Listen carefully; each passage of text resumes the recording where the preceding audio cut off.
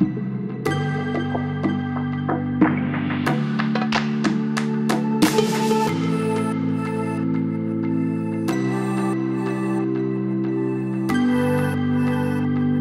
à toi, donc aujourd'hui ce n'est pas un tirage de cartes, c'est un décodage de Matrix 4. Alors si tu n'as pas encore vu Matrix 4, surtout si tu n'as pas envie d'être spoilé comme disent mes filles, eh bien je te conseille de couper la vidéo et de l'enregistrer dans tes liens et puis eh bien, de revenir plus tard. Si tu ne l'as pas vu et que tu as envie de connaître le décodage avant, libre à toi. Et ce que je peux te conseiller aussi, eh bien, c'est d'aller être curieux et de voir quelques décodages de la première trilogie, donc de Matrix 1 à 3. Et je te mettrai dans la description le lien d'une vidéo faite par un certain Damien, extrêmement bien faite sur la trilogie de Matrix. Alors moi, Matrix 4, eh bien, je l'ai vu 3 fois. Je ne l'ai pas vu au cinéma, et non, parce qu'il n'y a pas de CSD et que c'est très bien comme ça.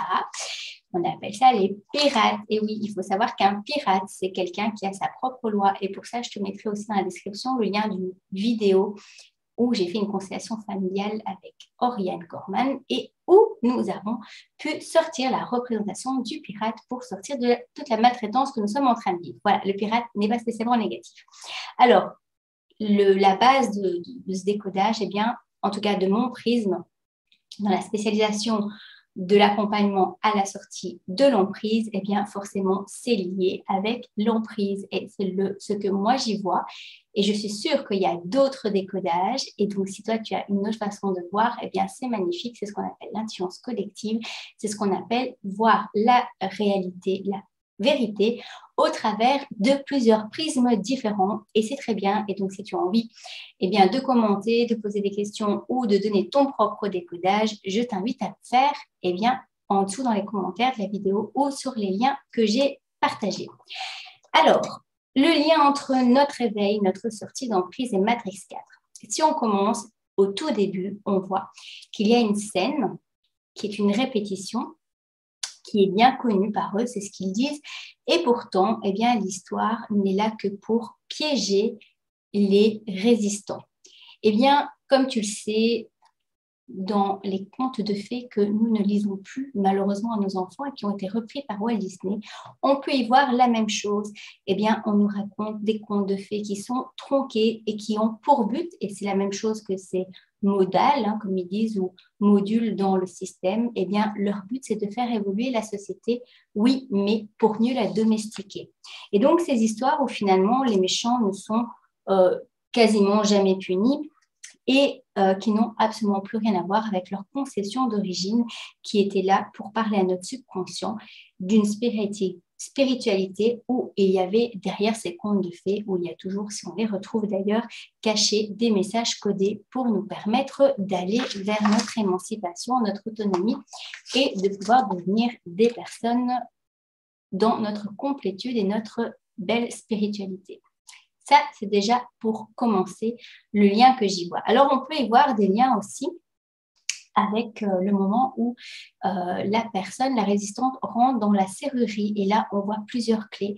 En effet, eh bien, les clés, d'ailleurs, c'est aussi dans mon prénom. Avec Céline, on peut écrire le mot-clé. Donc, il y a des clés qui nous sont données dans notre système qui vont nous permettre de nous ouvrir à une autre réalité où dans cette réalité, Morpheus apparaît. Et comme tu peux le savoir, si tu regardes sur Wikipédia, eh bien, Morpheus, par exemple, dans la mythologie, il permet aux mortels, dans l'espace d'un instant, de pouvoir sortir des machinations des dieux. Tiens, les dieux, les créateurs, comme on peut les voir, ne seraient-ils pas en lien avec la matrice, hein, ces personnes qui ont conçu les décideurs? Alors, si on reprend le prénom de Thomas Anderson, eh bien, il faut savoir que Thomas, c'est le nom fort de quelqu'un qui porte le syndrome du jumeau perdu. Alors, c'est quoi le syndrome du jumeau perdu? C'est quelque chose avec lequel je travaille énormément avec les personnes qui sont sous emprise et ce n'est pas pour rien. Parce qu'en fait, le jumeau perdu, eh bien, ce sont des personnes qui, lorsqu'ils sont venus au monde, eh bien, ont eu dans leur gestation d'autres enfants qui ne sont pas venus en même temps qu'eux et qui ont donc connu une blessure importante liée à la mort puisqu'ils ont d'abord connu la mort avant de connaître la vie. Ce sont des personnes qui ont beaucoup de culpabilité d'être là et qui ont beaucoup de mal à se sentir légitimes. De plus, ce sont des personnes qui sont souvent dites HP, donc au potentiel. Et si on écoute le mot potentiel, on entend le potentiel. Donc, elles ont beaucoup de potentiel et de recherche de spiritualité et de choses différentes, donc de dons. Pourquoi? Parce qu'en étant dans la spiritualité, ça leur permet d'aller rechercher leur potentiel. Mais maintenant, on verra qu'il y a aussi d'autres interprétations à cela. En tout cas, Thomas, il a un autre prénom qui s'appelle Néo. Et Néo, si on l'écrit autrement, eh bien avec, on peut écrire one, donc un, uni. Est-ce que finalement, Thomas, avec ce syndrome du jumeau perdu, n'irait pas chercher, eh bien, la personne qui lui manque pour pouvoir se sentir un? Alors, à un moment donné, la résistante, je ne sais plus son prénom, eh bien, elle demande à Néo, non, elle dit à Néo que lorsqu'il l'a regardée, eh bien, cela a déclenché quelque chose en elle, ça l'a éveillée. Donc, en fait, quand nous sommes connectés à nous-mêmes, que nous avons une lumière et que nous regardons avec nos yeux, on dit que les yeux sont fenêtre du cœur, eh bien, on peut toucher les personnes à l'intérieur pour pouvoir éveiller leur propre flamme. C'est certainement le message qui s'est passé ici dans Matrix.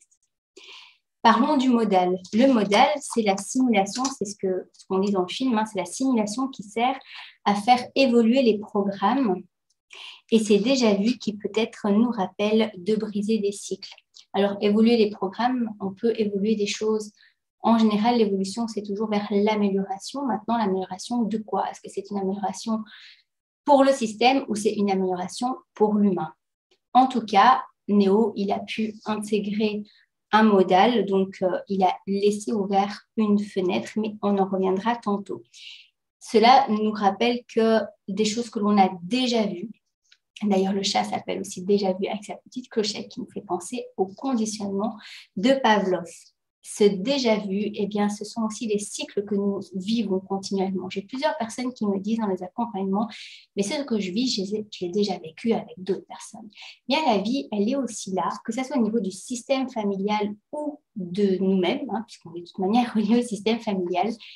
Tant qu'un cycle n'est pas brisé, que ce soit des abus sexuels, que ce soit des manipulations relationnelles, que ce soit des spoliations, tout ce qui peut nous arriver de négatif, en fait, eh bien, ce sont des cycles qui ne sont pas remontés à la conscience. Et donc, ils vont venir de plus en plus fort jusqu'à ce qu'on comprenne quelle est la réparation et la libération à faire derrière. Alors, quand on est dans du déjà-vu, quand on est dans un problème cyclique, eh ben, il y a un bug. Et d'ailleurs, je crois que c'est le nom de la personne, bug. Et donc, ce bug, finalement, il est là pour nous dire, c'est une sonnette d'alarme, comme le chat. Il est là aussi pour nous dire qu'il faut agir et ne plus être dans le subir, mais mettre en place des choses pour casser ces cycles négatifs. Alors, à un moment donné, Morpheus dit que c'est la première fois qu'il porte d'autres lunettes. Ben, effectivement, en développement personnel, on sait que porter d'autres lunettes, ça veut dire aussi voir les choses d'une manière différente. Ils sont sortis par la fenêtre. La fenêtre est souvent utilisée dans ce film. Ça, c'est très important parce que les portes et les fenêtres, eh bien, ce sont des ouvertures vers l'extérieur, ce sont des portes de sortie. Et on y reviendra à ces portes de sortie. Alors, par rapport à ce côté matriciel où en fait les humains nourrissent, donnent de l'énergie à la matrice, il faut savoir que les détournements des énergies, c'est vraiment typique à la manipulation. En fait, je dirais que c'est même l'objet principal, la motivation principale de la manipulation, c'est énergétique. Le but des manipulateurs, c'est de prendre l'énergie. À un moment donné, dans le film, il dit que son but à Smith, c'est d'éviter que l'autre puisse arriver à créer ses projets et donc, pour pouvoir créer les siens, il faut empêcher Néo d'arriver à mettre en réalité ses rêves finalement. C'est tout à fait ça dans la manipulation. Et donc, il y a d'une part cela et d'une autre part, quand on n'arrive pas à empêcher quelqu'un de réaliser ses rêves, eh bien, on va faire un détournement d'énergie. Qu'est-ce que ça veut dire ? Et c'est ce qu'on vit à notre époque. Eh bien, ça veut dire qu'en fait, quand le manipulateur va voir qu'une personne va réaliser sa porte de sortie, il va vouloir créer quelque chose d'humain, eh bien, il va venir proche de lui pour détourner d'une manière ou d'une autre son projet. Et comme ça, l'humain aura quand même cette énergie de faire ce qu'il pense juste et le manipulateur va le détourner pour qu'il n'arrive pas en fait à la concrétisation de cela. C'est ce qu'on observe dans la plupart des sectes, puisque finalement, elles promettent un monde meilleur qu'elles ne donnent pas, mais ça occupe les personnes qui mettent toute leur énergie dedans et qui finalement, eh bien, restent toujours dans cette matrice parce qu'elles croient qu'elles donnent, qu'elles sont là pour arriver à quelque chose qui n'arrivera jamais à cet accomplissement-là. Alors, parlons maintenant du psychologue ou de l'analyste. Eh bien, moi, je compare ça forcément à la psychologie moderne que j'ai bien regardé de gauche à droite au niveau de la manipulation. Qu'est-ce qui se passe? L'analyste ou le psychanalyste, eh bien, il est en train de raconter, de donner à Thomas Anderson les repères du système. En fait, la psychologie moderne, c'est le reflet des maîtres à penser, prêts à nous dicter ce à quoi nous devons croire. Et nous devons croire à quoi? Eh bien, à ce que le système a décidé pour nous, ainsi que l'utilisation. Ils utilisent aussi l'authenticité des âmes blessées pour pouvoir mieux nous manipuler. Donc, qu'est-ce qui se passe dans la psychologie ici dans le film? Eh bien, il va demander à Thomas Anderson d'ouvrir son cœur, de se mettre à nu, en fait, émotionnellement, pour pouvoir l'aider dans sa thérapie. Mais sauf que là, comme il n'a pas les bonnes intentions, eh bien, ça va être aussi une nourriture émotionnelle, puisqu'il faut savoir que les manipulateurs sont complètement déconnectés des émotions, pour peu qu'ils en aient. Et ça va lui permettre aussi eh bien, de le garder sous emprise. C'est pour ça que beaucoup de personnes qui sortent de l'emprise, par habitude, on va dire, parce qu'elles ne connaissent que ça, elles vont retomber sur des thérapeutes et des patients de développement personnel qui vont continuer ce que moi j'appelle la psychologie inversée. Et ça existe beaucoup dans le développement personnel. Alors, à un moment donné, Néo renverse ses pilules bleues, finalement, dans son lavabo. Et ça nous fait penser à tous les médicaments de Big Pharma qui cadenassent l'esprit de nos enfants quand ils bougent un petit peu trop à l'école. Hop, un petit peu de Rélatine ou bien d'autres choses, au lieu de donner, par exemple, plutôt des plantes qui soulagent ou de faire de l'hypnose avec des bons thérapeutes, bien sûr, qui vont plutôt permettre de libérer l'esprit.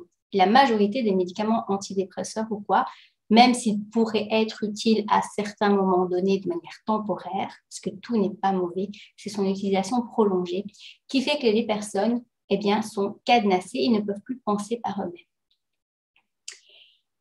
On retrouve aussi des synchronicités. Donc, on retrouve des choses qui viennent à nous, qui viennent à Néo et à Trinity et qui leur montrent que finalement, il y a quelque chose qui est là.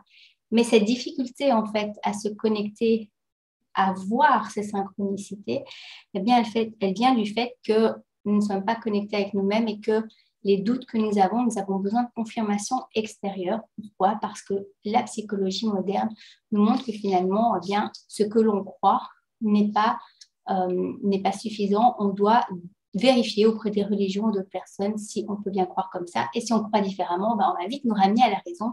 Donc, le système va être là pour bien nous domestiquer. Donc, soyez vraiment ouverts aux synchronicités. Alors, autant un mensonge, au plus c'est gros, au plus ça passe, mais autant les synchronicités, au plus c'est gros, au moins on les voit.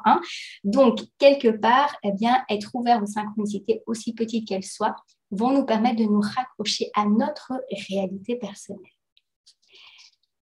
Alors, nous allons constater aussi dans le film qu'il y a beaucoup de mécanismes de manipulation qui sont mis en évidence quand nous commençons à nous éveiller. Et ces mécanismes, c'est un petit peu comme ce détournement d'énergie lorsque nous voulons créer quelque chose de juste. Eh bien, on va le voir vers la fin ou à un moment donné, quand Néo va venir parler à Trinity, il va prendre la place de Trinity et il va lui dire ce qu'il va entendre. Et à la fin, il va lui dire, non, ton rêve, en fait, à la fin, ça se passe mal.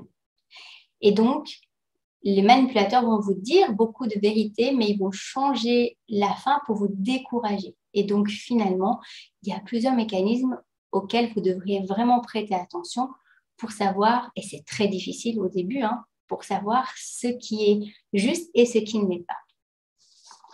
Nous allons retrouver aussi dans la personnalité de Néo, et ça, je pense que c'est vraiment dû au côté du syndrome du mot perdu, ce côté du syndrome de l'imposteur. Donc, cette personne qui ne se sent pas élue, qui ne se sent pas légitime et qui a besoin de son autre, finalement, pour pouvoir renforcer sa légitimité. Et même s'il ne croit pas en lui, il y a quelqu'un qui croit en lui. Et ça va l'aider. Donc, ça, c'est quand même quelque chose de très typique dans la majorité des personnes dites HP qui ont énormément de potentiel, en tout cas au niveau sociétal, et qui ont du mal à prendre leur place. Ça peut vraiment être lié au syndrome du genou perdu. Donc, je verrai si je peux te mettre dans la description des liens. En tout cas, il existe un livre là-dessus qui pourrait vraiment t'éveiller et te montrer qu'en travaillant sur ce syndrome-là, tu peux prendre ta juste place et faire ta part dans la société de manière juste.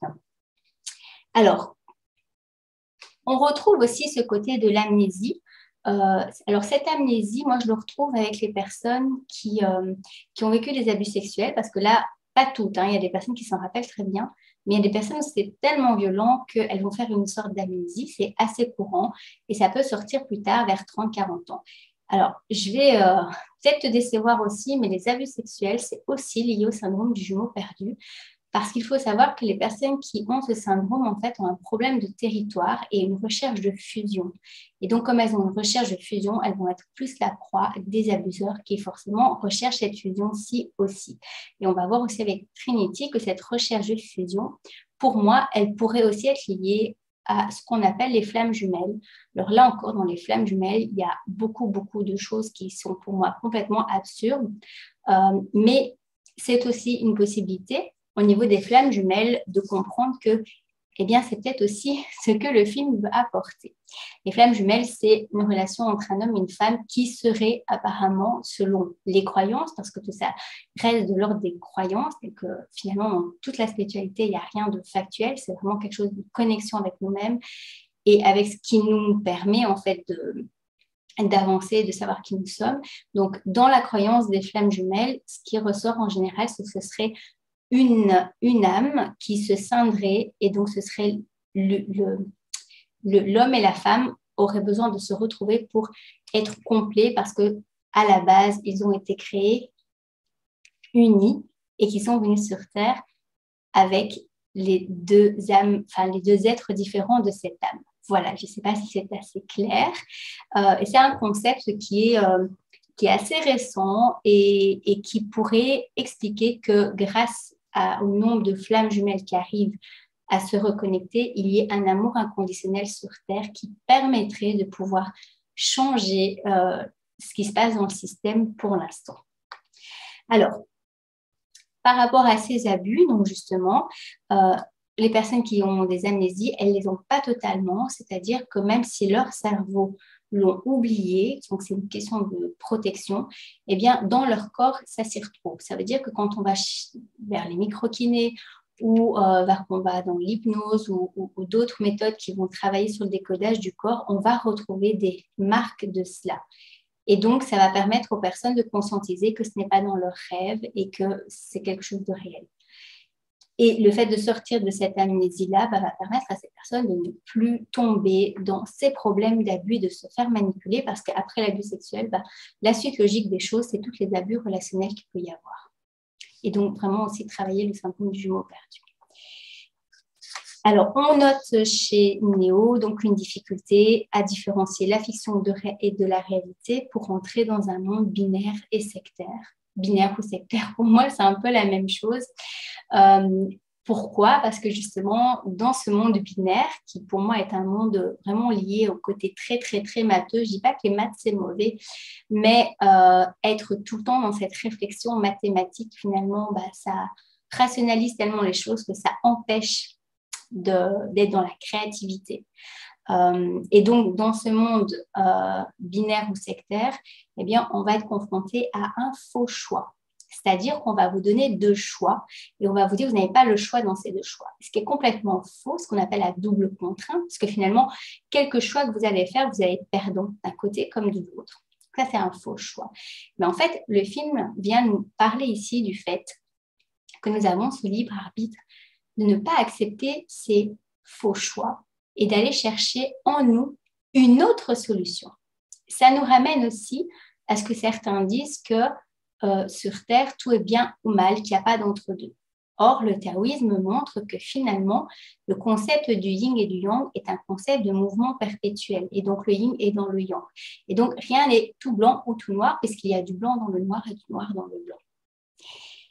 Et donc, lorsqu'on te donne un faux choix ou deux choix, réfléchis toujours au troisième, quatrième ou cinquième choix. En tout cas, il y a toujours un troisième choix qui est derrière. C'est ce que moi, j'apprends à mes enfants. Après, c'est vrai qu'au niveau des enfants, bien, il y a des âges où il ne faut pas leur donner trop de choix non plus, c'est clair, pour certaines choses parce qu'on n'a pas le temps. Mais dans la vie, en général, c'est très, très important de ne pas être dans cette binarité-là qui est très, très, très manipulatrice. D'ailleurs, le troisième choix, c'est vraiment ta propre créativité et ton propre libre arbitre qui va aller rechercher ton propre choix à toi. Donc, ne l'oublie pas. Alors, ce que j'ai noté aussi, j'ai mes petites notes parce que ça nous aurait aidé de film. Quand Noé décide de se jeter du pont, moi, ce que j'ai vu ici, c'est que il s'est dit, voilà, je vais peut-être voler. En fait, il n'avait pas les capacités, donc heureusement que quelqu'un l'a rattrapé à ce moment-là. Eh bien, c'est le moment donné où, en sortant de la manipulation, on décide de sortir, mais qu'on ne voit pas la sortie. Moi, il y a des personnes qui me disent, moi, j'attends la porte de sortie pour pouvoir sortir. Je lui dis, non, si tu es éveillé maintenant, c'est que tu dois maintenant faire ton pas à toi pour que la porte s'ouvre. Et à ce moment-là, que la porte, que tu fais ton choix, donc tu es dans la décision de sortir, donc tu ne sais pas encore comment, les bonnes personnes qui vont arriver autour de toi. Ce ne sont pas des sauveurs, ce sont les accompagnateurs. Et donc ça, c'est important de le savoir. Ce qui est intéressant aussi, c'est que Néo, en fait, inconsciemment, il a laissé une porte ouverte puisqu'il a dit qu'il a créé un modal. Et d'ailleurs, quand ils ont purgé le modal, c'est juste à ce moment-là que quelqu'un a été récupéré, Néo d'ailleurs, contre la décision de son autorité. On en reparlera après. Et donc là, l'inconscient, il faut savoir que les personnes qui veulent sortir de la manipulation, il faut que l'inconscient le décide. Et donc, si l'inconscient ne le décide pas, que ce n'est pas encore son moment, on va plus faire de dégâts à vouloir sortir quelqu'un de l'emprise que de le laisser dedans. Ça, c'est aussi, je dirais, un message du film très, très important. Alors, à un moment donné, on voit Néo qui prend un train en marche, donc il rentre dans des portails, il tombe sur un train. Le train en marche, c'est aussi, ça vient nous dire aussi que quand on a été coupé de la réalité, il faut réapprendre à marcher. Finalement, il faut reprendre le train en marche. Et donc, le train en marche par rapport à d'autres personnes qui ont déjà été éveillées. Et donc, c'est une période qui est inconfortable. Moi, personnellement, quand je suis sortie de la secte, je suis rentrée dans le système, j'étais assez perdue de la mentalité des personnes, des codes sociaux, tout ça. Après, ça dépend des parcours de vie. Mais donc, c'est aussi important de savoir qu'il y a une période d'adaptation où il faudra prendre le train en marche, autant par rapport à ce qui se passe dans le système que par rapport à ce qui s'est passé de l'autre côté au niveau de la résistance. Et c'est ce qu'on vit à notre époque aussi, où il y a déjà des personnes qui ont créé des choses qui sont en avance dans les systèmes parallèles. Et donc, nous, on doit prendre le train en marche pour aller vers leur côté aussi et découvrir tout ce qui a déjà été mis en marche. Alors, dans l'histoire après le train, il y a un moment donné où on montre à Néo qu'on ne l'a pas reconnu parce qu'en fait, son visage avait été changé. Et là, je trouvais que ça c'était aussi intéressant parce que quand on est dans l'authenticité, il faut savoir que le manipulateur va nous faire passer pour ce que nous ne sommes pas. Parce que je te rappelle que dans la manipulation, il y a cette inversion des rôles constants qui fait que les bons sont les méchants sont les bons, donc tout est inversé. Donc, quand quelqu'un fait quelque chose de bien, on va lui reprocher ce qu'on va penser que c'est de la manipulation. C'est très, très, très fin et c'est ça toute la complexité de la manipulation, c'est que les limites entre les deux sont extrêmement fines et donc, c'est pas facile de le reconnaître, sauf si on a développé notre immunité psychologique, je dirais. Et donc, comment ça se passe, ce changement de vision de qui nous sommes? Ça se passe par le fait de critiquer les personnes. Quand une personne va dire « oui, cette personne, elle n'est pas qui tu crois, c'est une apostate, c'est un complotiste, c'est un anti-vax, c'est ceci, c'est cela », dites-vous qu'il y a de la manipulation derrière. Il n'y a que vous qui avez cette légitimité de découvrir qui est une personne. Et donc, si vous écoutez les rumeurs, et on en parle dans le film, si vous écoutez les rumeurs, en fait, vous faites avoir, vous faites influencer. Alors, des fois, exceptionnellement, si on est dans ce travail de manipulation, on peut avertir quelqu'un. Moi, quand j'avertis quelqu'un, je lui dis, écoute, moi, je te dis quelques trucs pour ton bien, juste fais attention, voilà, protège-toi. Si maintenant je me suis trompée, très très bien, j'en serais très contente. Et si je ne me suis pas trompée, bah, tu es avertie, donc tu as le choix à ce moment-là d'entendre une certaine partie de ce que je t'ai dit, et je dis des choses, voilà, juste que je suis sûre, pas des rumeurs que moi j'ai ressenties par exemple. Et puis je dis à la personne, bah, fais-toi ta propre opinion, c'est très important. Mais de manière, le ressenti, c'est aussi quelque chose qui se travaille. Hein. La première impression, quand on a l'habitude, elle commence à être la bonne, mais il faut travailler sur son intuition et sur son inconscient et sur ses peurs pour ça. Alors, il y a aussi un moment que je trouvais intéressant, c'est quand Morpheus lui a posé la question avant de lui donner la deuxième fois la pilule rouge, il lui a dit est-ce que finalement tu ne travaillerais pas pour les machines pendant tout le temps où on ne t'a pas vu? Est-ce que c'est, parce que c'est quand même Néo qui a créé ce programme, est-ce que finalement, ce n'est pas quelque chose en lui, quelque chose qu'on a des fois en nous, où on nous a mis cette croyance que finalement, on est aussi des mauvaises personnes au service du mal. Moi, j'ai entendu beaucoup de personnes qui étaient vraiment sous emprise, qui se posaient la question si ce n'était pas elle qui était manipulatrice. Donc, je les rassure en disant, bah, en général, quand on se pose la question, c'est que ce n'est pas le cas. Quand on se pose la question pour de vrai, hein, pas quand on joue la comédie. Maintenant, oui, on a tous des mécanismes de manipulation qui sont liés à ta survie, mais c'est très, très important de pouvoir réconforter la personne qu'elle n'est pas une mauvaise personne, parce que c'est vraiment ce que veut induire les manipulateurs pour que les personnes restent dans la culpabilité et soient toujours dans le subir et pas dans l'agir. Quand on ne se sent pas être quelqu'un de bien, on ne va pas oser briller sa lumière. Et ça, c'est tout bénef pour le système. Alors, on voit aussi que Néo, à un moment donné, il met sa main dans le miroir et qu'il y a l'analyse de l'autre côté qui est en train de le retenir. Et alors ça, il faut bien comprendre au niveau de la manipulation que dans cette psychologie inversée, il y a l'attraction de l'abuseur. C'est un lien d'attachement que les manipulateurs connaissent très bien et utilisent, puisque eh bien, ceux qui ont le syndrome du jumeau perdu, qui ont été abusés, il n'y a pas que des gens qui ont le syndrome du jumeau perdu qui sont manipulés. Moi, je travaille avec ces personnes-là, mais il y a peut-être d'autres, hein, je ne connais pas tout.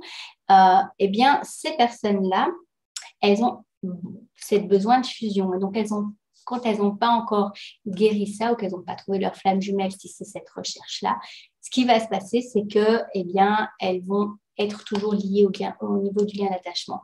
Ça peut être aussi lié à la blessure d'abandon. Forcément, là, c'est clairement lié à ça aussi. Et donc, elle va confondre l'amour inconditionnel, l'amour pour quelqu'un, et les liens toxiques, puisque forcément les manipulateurs, ils savent jouer la comédie et ils connaissent ce qu'on appelle les 5 langages de l'amour, et donc ils vont tout faire pour que cette personne s'attache à eux. Et donc là, on voit bien dans le film qu'il y a quelqu'un d'extérieur qui doit l'extirper. Et donc, quand une personne s'enlouise, quand une personne est dans un sable mouvant, au niveau de l'emprise, il y a des moments où il faut aller les rechercher, il faut les aider, elles doivent être accompagnées. Bien sûr, il y a le libre arbitre, mais du moment que la personne veut rationnellement sortir de l'emprise et qu'émotionnellement elle est prise, là, on peut l'aider au niveau rationnel avec certaines limites, forcément celles que l'on a en fonction de notre casquette. Alors, j'ai bien aimé aussi l'histoire de l'essaim, donc dans le même train. D'ailleurs, je crois que c'est la seule partie où on voit des gens masqués. Je crois que c'était intéressant qu'ils aient mis des gens avec un masque par rapport à ce qu'on vit à Nagresse. C'est le seul endroit dans le film où on voit ça. On parle des essaims, donc c'est des personnes qui sont prises en fait par les programmes du système, des vrais humains. Et ici, ça m'a fait penser à... Alors, c'est une croyance, de nouveau, c'est une théorie, ça c'est à vérifier selon tes croyances. On appelle ça les portails organiques. Et donc, selon certaines personnes, les manipulateurs pourraient être en fait des entités ou des programmes, je ne sais pas, prises par des gens qui ont un niveau très bas spirituel, un niveau de vibration très basse. Et ça me fait vraiment penser à ces portails organiques. Donc, moi, je t'encourage... D'ailleurs, on parle de portail dans le film, je t'encourage à faire des recherches là-dessus. On parle dans le train du miroir. Donc, le miroir, c'est leur porte de sortie, de nouveau. C'est pas mal, le miroir. Et elle dit, mais le miroir, il est trop petit. Ben, ça, de nouveau, c'est un prisme, en fait, c'est une croyance. Et lui, il dit, mais le miroir, c'est, attention, la perspective, plus on s'approche, plus il grandit. Donc, pense à la perspective. Et c'est ça, en fait, quand on a des projets, quand on veut sortir, au début, on voit pas tout ce que ça peut apporter, on voit le petit bout. Mais en fait, au plus on va entrer là où c'est juste pour nous et au plus la porte, elle va s'ouvrir. Donc, de nouveau, il ne faut pas attendre que la porte soit grande ouverte pour sortir. Il faut nous-mêmes pousser cette porte-là. Donc, je crois que l'histoire du miroir était pas mal. Alors, pour parler des machines, vous avez vu que les machines, elles ont fait la paix. Certaines machines, pas beaucoup, elles ont fait la paix. Et nous, on est en train de rentrer dans l'intelligence artificielle. Enfin, on est déjà dedans. Et puis avec le métavers, ça va être encore pire. D'ailleurs, on a vu qu'à un moment donné, Néo, il a des lunettes spécifiques pour ça. Donc, on en parle. D'ailleurs, il tombe par terre. Donc, il confond la réalité et ce qu'il est en train de vivre. Dans cette réalité virtuelle, je pense que moi, le message que j'aurais par rapport à ce film, c'est oui, ok, on est enlisé dans l'intelligence artificielle, on est aussi dans ces machines. D'ailleurs, est-ce que notre corps n'est pas non plus une machine quelque part? Est-ce qu'à la fin, on est vraiment sorti d'emprise ou est-ce qu'il y a encore quelque chose derrière? Est-ce que c'est qu'une partie de la réalité? Ça, c'était... Voilà, qu'est-ce que la réalité finalement? Donc, pour parler des machines, il ne faut pas oublier qu'en fait, une machine de base, c'est neutre. Ce n'est pas comme un humain au niveau émotionnel.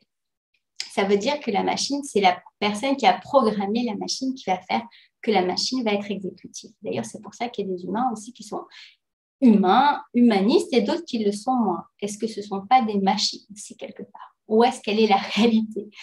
Et donc, ces machines technologiques, elles peuvent être utilisées d'un bon côté. Est-ce qu'elles ont le libre arbitre ou quoi? Dans le film, apparemment, elles l'ont. Mais nous, dans notre réalité, je dirais, eh bien, les machines, pour l'instant, elles sont contrôlées par des humains. Voilà, il y a des personnes qui sont contre la technologie. Je ne pense pas que la technologie est mauvaise en soi, parce qu'on parle de nouvelles technologies comme Tesla, qui peut même guérir des personnes, qui donne de l'énergie libre. Donc, ce n'est pas la technologie qui est mauvaise. L'hyper-technologie qui remplace l'humain, ça, pour moi, c'est négatif. Surtout remplacer l'humain dans des endroits où il n'est pas remplaçable. Donc, ce qu'il faut penser aussi, c'est est-ce qu'on va mettre notre énergie à se battre contre les machines, alors qu'en fait, ce n'est pas la technologie le problème, c'est les intentions des personnes qui sont créateurs de la technologie. Alors, est-ce que notre place au niveau du virtuel, de ce système, il n'est pas à l'intérieur du système pour l'instant? Alors, on va y revenir tout de suite. En attendant, je voudrais parler aussi du sevrage brutal, parce qu'on dit que le sevrage brutal peut tuer. Donc oui, une personne qui est sous emprise, et que son inconscient n'est pas prêt à sortir, eh bien, c'est dangereux de faire sortir. Moi, je dis aux gens, quelqu'un qui est dans une secte, c'est très complexe et faire du chantage pour qu'il sorte, c'est absolument pas une bonne idée. Au contraire, ça va l'enfoncer encore plus à l'intérieur. Donc là, il peut mourir dans le sens où son âme, elle peut s'éteindre complètement. Donc, il faut vraiment être à l'éveil, écouter vraiment, est-ce que la personne, elle est prête? Est-ce qu'il y a ce modèle? Est-ce qu'il y a cette porte de sortie que lui a donnée? Donc, écoutez bien quand les personnes parlent, parce que le lapsus est révélateur, les lapsus révélateurs, donc ce qu'on dit, c'est révélateur. Donc, écoutez quand la personne parle, soyez ouverts pour voir s'il y a une porte d'entrée ou de sortie par rapport à cette sortie d'emprise. Alors, quand on parle de purge, moi, ça m'a fait penser à la censure. Il y a quelque chose qui ne me plaît pas. On censure sur les chaînes YouTube, forcément, oui, ça, ils ont facile. Mais on peut être stratège. Moi, personnellement, ma chaîne, j'ai compris ce que je vais dire et ce que je ne vais pas dire.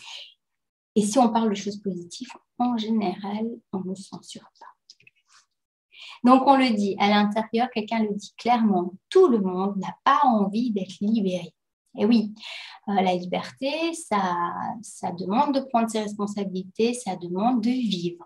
Et il y a des personnes qui n'ont pas envie de vivre pleinement, ils préfèrent être dominés. Ça, c'est vraiment un deuil à se faire. Et moi, c'est quelque chose que j'ai vraiment compris quand je suis sortie des sectes. Il y en a sur 150 personnes qu'on connaissait, il n'y en a qu'une qui nous a suivis alors qu'on ne voulait même pas spécialement qu'elle nous suive. Voilà, on était très surpris. Mais les personnes sont libres de ne pas être libres. Voilà, je pense que c'est quelque chose qu'il faut tenir en compte aussi. C'est complexe parce qu'avec l'ingénierie sociale, c'est tellement bien rodé que les gens qui sont même nés dans la technologie, encore peut-être pour certains plus difficile encore que d'autres à se libérer. Et je pense que peut-être plus tard, ils pourraient se libérer, mais chacun a des carrefours de vie dans sa vie, et donc ça, il faut respecter, c'est très important. L'analyste, à la fin du film, il dit que lui, il connaît bien l'humain. Bah tiens, les personnes qui travaillent pour la GAFAM, ils ont des personnes qui sont dans la neuroscience, psychologues, ça, ok, ils connaissent très bien l'humain. Moi, je pense que si on veut être libre, il faut apprendre à bien se connaître. Donc, si notre ennemi nous connaît mieux que nous, bah, forcément, on est perdant. Donc, si on veut sortir de ça, bah, c'est de se mettre en œuvre pour apprendre à mieux se connaître. Et ça, c'est investir en soi-même, finalement. Et c'est se prendre en main, c'est apprendre à étudier et à découvrir tout ça. Alors, même si ça fait peur, bah, il faut dire, voilà, c'est un voyage et qu'on commence quelque part. Et puis, petit à petit, on découvre. Surtout que, pour parler de la technologie, au niveau des réseaux sociaux, que ce soit LinkedIn, que ce soit Facebook, que ce soit Insta, on a de plus en plus de personnes en développement personnel bienveillantes qui offrent chaque jour des belles citations, qui donnent, comme c'est le cas sur ma chaîne, des vidéos gratuitement, qui partagent des connaissances. Et donc, rien qu'avec ça, déjà, il y a vraiment moyen d'apprendre à mieux se connaître. Après, on peut aller plus loin quand on veut investir en soi, avec des prix, je dirais, abordables, pas non plus se faire spolier par des personnes qui demandent des prix extrêmement chers. Voilà, il y a des prix du marché qui sont plus ou moins pareils partout. Et donc, ça, je pense que quand on voit à la fin du film où Trinity, elle dit, bah oui, on va changer le système, finalement, on va l'améliorer, on va mettre des arcs-en-ciel dedans. Est-ce que nous, on ne peut pas se dire que, puisque la réalité, pour l'instant, elle est que la majorité des gens sont derrière leur écran, est-ce que nous, on ne peut pas, tout en étant dans nos limites à nous, on ne peut pas rester non plus derrière nos écrans toute la journée, est-ce qu'on ne peut pas se dire qu'on était dans une étape de libération? Parce que finalement, quand on réfléchit, Néo, il a donné sa vie, il est mort, on l'a ressuscité. D'ailleurs, en ressuscitant, on pourrait peut-être penser aux incarnations, je ne sais pas. On l'a ressuscité, il est revenu. Et il se dit, mais finalement, ça n'a servi à rien. On lui dit, mais non, c'est pas vrai, ça n'a pas servi à rien. Regarde, les machines sont en paix, tout ça, on est plusieurs à être réveillés. Donc, est-ce que peut-être que la première étape avant d'être complètement connecté à la nature ne serait pas d'éveiller les gens dans le système dans lequel on les a endormis?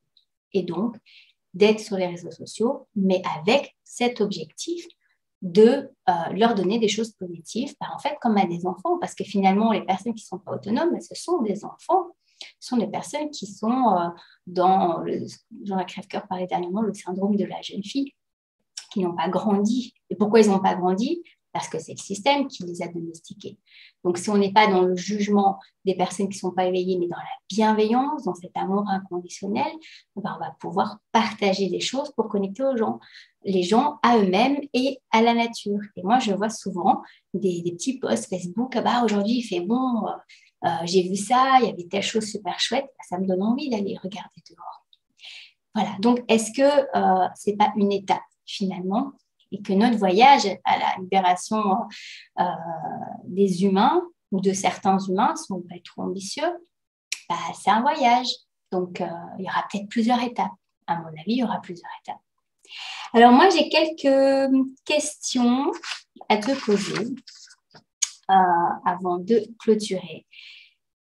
Une question pour toi, ce serait, est-ce que tu ne penses pas que finalement, la matrice serait aussi peut-être liée à nos pensées? Donc, là où je veux en venir, c'est, est-ce que finalement, nous ne sommes pas aussi responsables de ce qui se passe dans le monde. Quand je parle de la matrice, il faut savoir qu'il y a la matrice technologique, l'intelligence artificielle, le virtuel, tout ça. Et puis, il y a la planète, ce qu'on vit à l'extérieur de nous. Donc, déjà, il y a deux réalités. Est-ce que finalement, on n'est pas dans on pourrait parler d'univers, hein, un univers dans un autre univers? Moi, je vois sur Terre qu'il y a plein d'univers différents. Il y a des personnes qui sont absolument pas impactées par ce qu'on vit en ce moment et qui ont une vie ou très, très peu impactée et qui ont une vie comme avant, qui continuent à voir des gens qui n'ont pas de masque, qui n'ont pas de CST, et leur vie continue. Donc, quelque part, est-ce que ce n'est pas nous, dans nos émotions, dans nos croyances, qui avons créé ce système de manière collective et donc, à nous d'aller vers le positif. C'est pour ça que je parlais d'avoir des posts et des posts ou des vidéos qui amènent à nous connecter à nous-mêmes. Donc, une autre question dont j'ai parlé aussi, c'est est-ce que la réalisation ne sera peut-être pas liée à notre incarnation possible, que ça peut être référence à ça, pour ceux qui y croient, pourquoi pas, pour ceux qui pensent avoir une mission de vie. Alors, Néo et Trinity, ne seraient-ils pas des flammes jumelles? Alors, je ne pense pas que tout le monde a une flamme jumelle, mais ce que je constate, c'est que le parcours relationnel des flammes jumelles peut ressembler à un parcours avec des gens toxiques. Donc, vraiment, il faut faire attention à vérifier d'abord que la personne soit toxique ou pas. Et donc, vérifier, parce que c'est ça, hein, la manipulation, c'est vraiment tout inverser et c'est faire passer le blanc pour le noir. Et donc, finalement, si une personne est toxique, elle est toxique, point. Dans le parcours des flammes jumelles, il y a des personnes qui sont en souffrance à cause de la séparation, mais ce ne sont pas des personnes qui sont perverses narcissiques. Si tu tombes sur une personne perverse narcissique, c'est qu'il y a un problème à résoudre et que même si tu es une flamme jumelle, de toute manière, tu ne pourras pas la trouver de cette manière-là. Donc, il faut vraiment travailler sur ton immunité psychologique. D'ailleurs, dans le film, on voit vraiment que les personnes, à la fin, elles disent merci parce qu'on a une deuxième chance. Et finalement, le programme, l'analyste, qu'est-ce qu'il a fait? En étant mauvais, en manipulant, il a fait grandir Néo et Trinity. Il les a fait grandir aussi dans leur amour et dans les actions qu'ils ont dû avoir pour leur amour inconditionnel. Donc, moi, j'invite vraiment les personnes. Je ne dis pas qu'il faut être heureux qu'il y ait des manipulateurs. Oui, ça fait souffrir. Mais si on travaille sur nous, qu'on prend du recul, on se dit, finalement, chaque manipulateur que j'ai rencontré, il m'a fait grandir. Il m'a fait devenir plus forte. J'ai plus d'affirmation de moi et je connais les mécanismes. Et moi-même, je travaille sur mes mécanismes de manipulation liés à la survie. Et donc, finalement, oui, merci à ces gens parce qu'il nous faut grandir. C'est peut-être grâce à eux qu'on va pouvoir sortir de la matrice.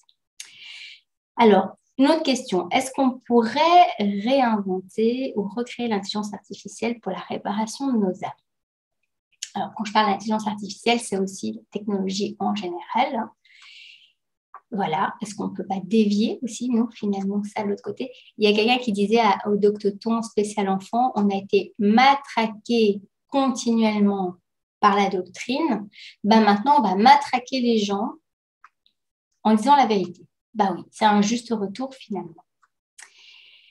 Alors, ce que moi, je te conseille à faire, c'est aussi d'aller chercher ton centre parce qu'en fait, notre force de vie, elle est vraiment dans notre côté émotionnel, elle est aussi liée au chakra sacré et notre force de vie, c'est ça qui va faire en sorte qu'on ait, comment ils appelaient ça pour Néo, le Ponjo. Je ne sais pas exactement comment il le disait, mais c'est à un moment donné quand il avait vraiment la force de tout repousser finalement, c'est à ça qu'arrive l'amour inconditionnel.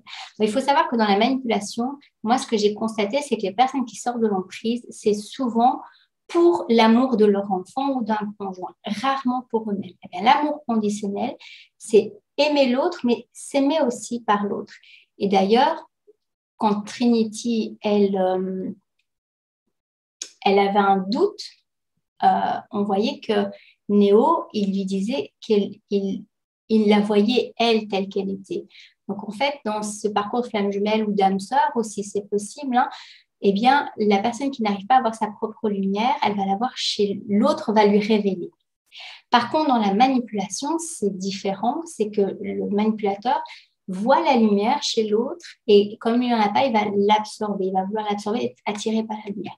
C'est logique, l'ombre est attirée par la lumière, donc le manipulateur va souvent être avec des personnes très lumineuses. Et au plus une personne est très lumineuse, au plus ça va s'attirer des manipulateurs pervers narcissiques très fortes.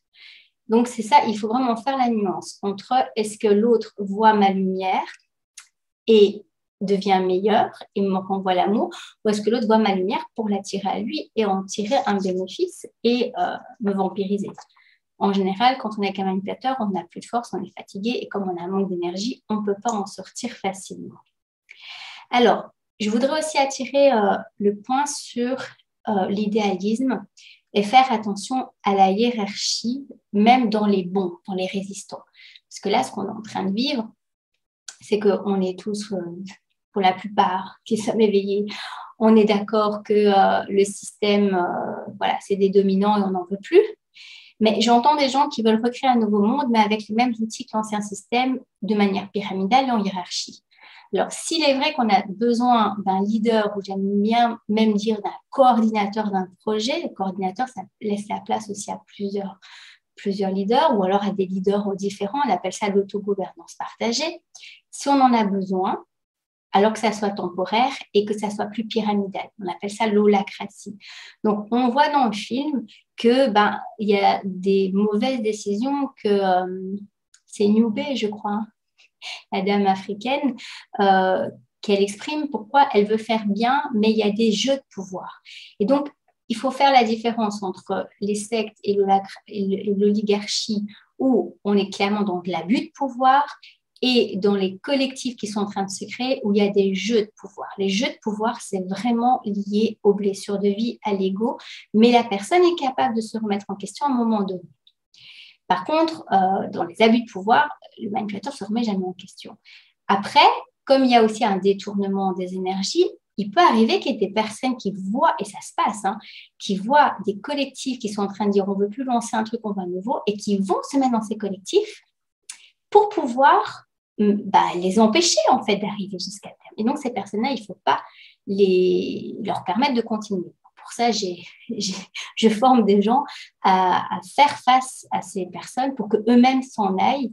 Donc la différence, c'est que dans notre positionnement, en fait, on va permettre soit aux personnes de montrer qu'ils sont manipulateurs, et du coup, le groupe, on ne voudra plus, puis lui va peut-être partir, soit à quelqu'un qui est dans un jeu de pouvoir, à sortir de ce jeu de pouvoir, mais avec bienveillance. Pour finir, encore trois choses.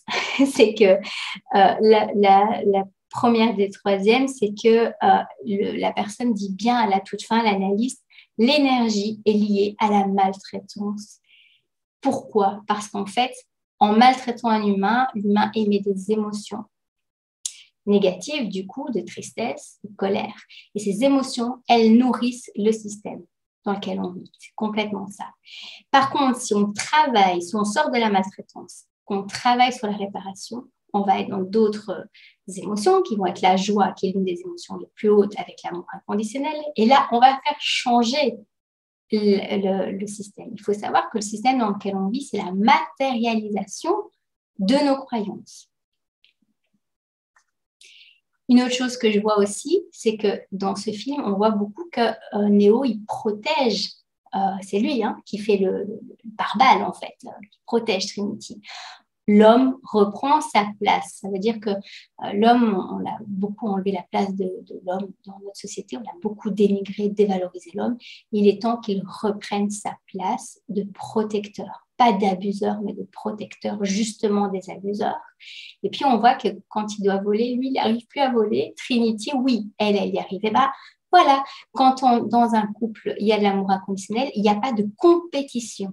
On est des coéquipiers. Voilà, on est aussi dans l'autogouvernance. L'amour inconditionnel, elle n'est pas compétitive. Et donc, pour finir, eh bien, Trinity lui dit, maintenant, on a une deuxième chance. Et finalement, on a toujours une deuxième chance, je pense, dans notre vie, même si on a 70 ans ou 80 ans. Moi, je dirais que sortir de l'emprise, même si c'est le dernier jour de ta vie, même si c'est une demi-heure avant de rendre ton souffle. C'est toujours une deuxième chance. Et donc, franchement, je t'invite, toi qui me regardes, à travailler sur ta sortie d'emprise, à ne pas trop t'inquiéter pour celle des autres, parce que finalement, quand toi, tu brilles ta lumière et que tu changes, bah, les autres le voient, ça influence. Regarde Néo, le nombre de personnes qui se sont dit, mais il a changé leur vie parce qu'il est devenu une référence finalement. Donc, pas de tomber dans du gourisme, parce que le fait qu'il ne voulait pas être l'élu aussi, quelque part, c'est aussi une façon de vouloir être un gourou. Mais si on est de plus en plus à vouloir aller tendre vers la bienveillance, vers l'amour inconditionnel, la vraie, hein, l'authenticité, hein, pas celle que les manipulateurs veulent nous vendre, et il y en a beaucoup, hein, eh bien, on va pouvoir donner cette espérance aux autres de pouvoir faire la même chose. Et donc, finalement, il y aura de plus en plus de personnes qui vont montrer le bon exemple. Voilà, c'est ce que moi j'en ai retiré de Matrix 4. Ben, je ne sais pas ce que toi t'en as retiré. Je t'invite à le dire en commentaire. Et puis, on se retrouve la semaine prochaine pour continuer le travail sur le blocage qui est l'argent. Ben, l'argent, c'est l'énergie. Donc, on est complètement dedans. Voilà, une bonne journée et à bientôt.